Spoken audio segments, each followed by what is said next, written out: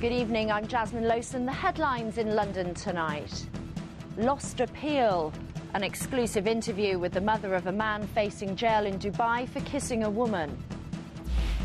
Water wonder. The first of hundreds of canoeists make it to Parliament after paddling through the night. And coming home with pride. The soldiers preparing to do a star turn at the Royal Albert Hall.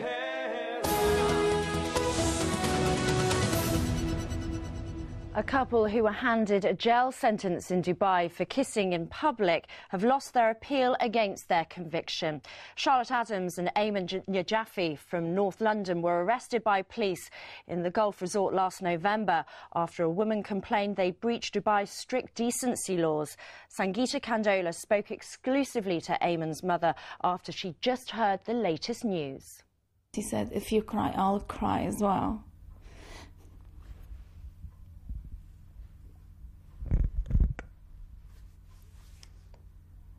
Okay, I won't cry.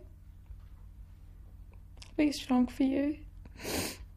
Maiden Najafi is trying hard to be strong for her son Ayman. This morning he called her from Dubai to say his appeal against a 1-month jail sentence had been rejected. Ayman and a 24-year-old British woman, Charlotte Adams, stand accused of breaching the Gulf state's decency laws after the pair kissed at a restaurant. He just said we friends. We had, dinner together, and that's it. Like, we greeted each other, and all of a sudden they saw police. The pair were arrested in November last year after a woman dining at the same restaurant said their behaviour was offensive, that they had kissed on the mouth. Ayman claims he greeted Charlotte with a kiss on the cheek. The couple was sentenced to a month in jail following deportation. Today they lost their appeal against that sentence. On the phone from Dubai, Ayman, who has been working there for 18 months, said they were both on bail until the next hearing at the High Court, where they can now bring forward independent witnesses, which might help them. The case is the latest in a series of incidents over recent years in which Westerners have broken Dubai's strict decency laws. In 2008, Vince Acors from Bromley in southeast London was accused of having sex on the beach in Dubai with his then-girlfriend Michelle Palmer. The pair got 3 months in jail, though their sentences were later suspended. Foreign Office advice for Britons going to the United Arab Emirates, of which Dubai is part, warned travellers to be wary of breaching local customs. They say visitors to Dubai should respect local traditions, customs, laws and religions at all times. Ayman and Charlotte are now preparing for their High Court appeal. Ayman's mother, meanwhile, hopes to fly out in the coming days to be with her son. I was crying and he said, just be strong for me for now. And he said, come and visit. I'll go visit. Sangeeta Kandola, London Tonight. An elderly couple from High Wycombe have been praised for their bravery after they came face to face with 2 men who burgled their home. Margaret and David Shepherd had £450 taken in the raid. They've been telling Sasha Williams about their ordeal. Margaret Shepherd checks and double-checks the locks on her front door now. The 70-year-old says she's frightened the burglars who broke in recently might come back. He tried to grab my mobile phone, but didn't get it. But my handbag was down by my chair. He picked it up and he threw it to the other guy, and then they did a runner.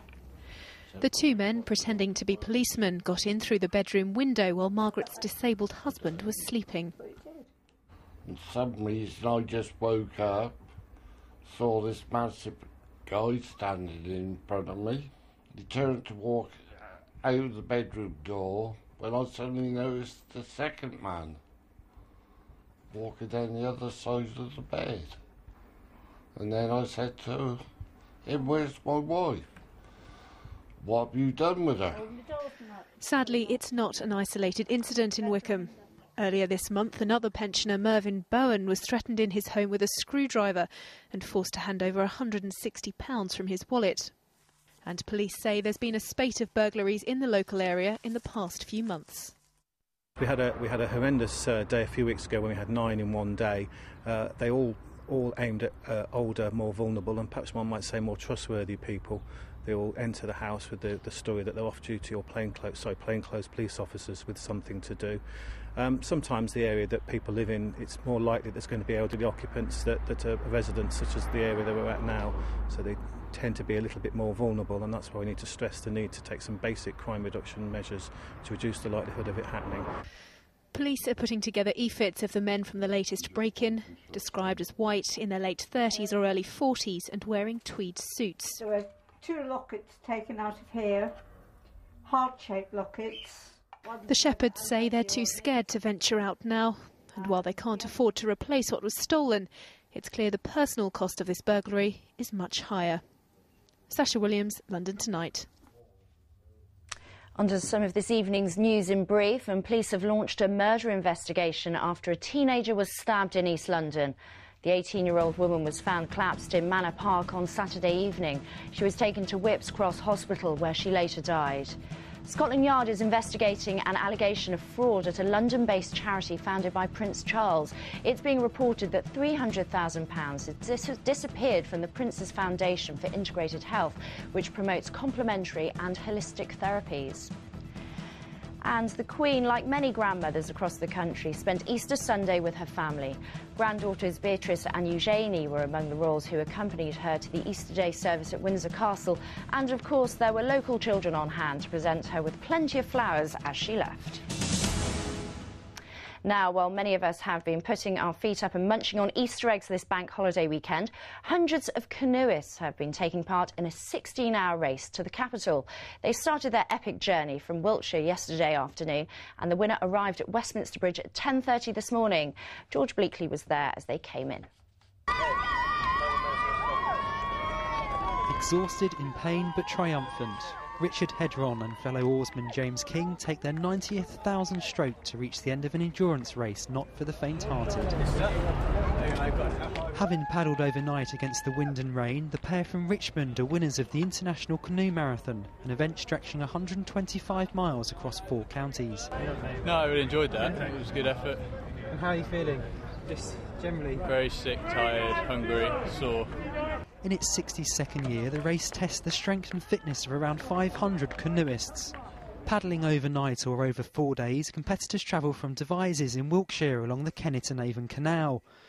They have to reach the Thames at Reading before battling the river's tides to cross the finish line at Westminster Bridge.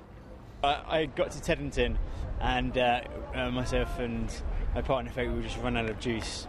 It was just a case of just keep on grinding away and the tide will take you there. But the last 18 miles is probably the hardest because you've been in the boat for, quite some time. It was hard. I'm still aching all over. It's not an easy race, and it does take its toll on your body. Aching joints, and very relieved to be finished. I'm very relieved to have won as well. The course isn't just for the professionals. The youngest racing this year is only 15, while people in their 70s have competed in the past. So if you think you've got what it takes, why not give it a go? George Bleakley, London Tonight, Westminster. I think I'll pass on that. Next, the Royal Albert Hall plays host to some of the biggest stars in the world. Tonight, some stars of a different kind, a group of soldiers. They've already had more than a taste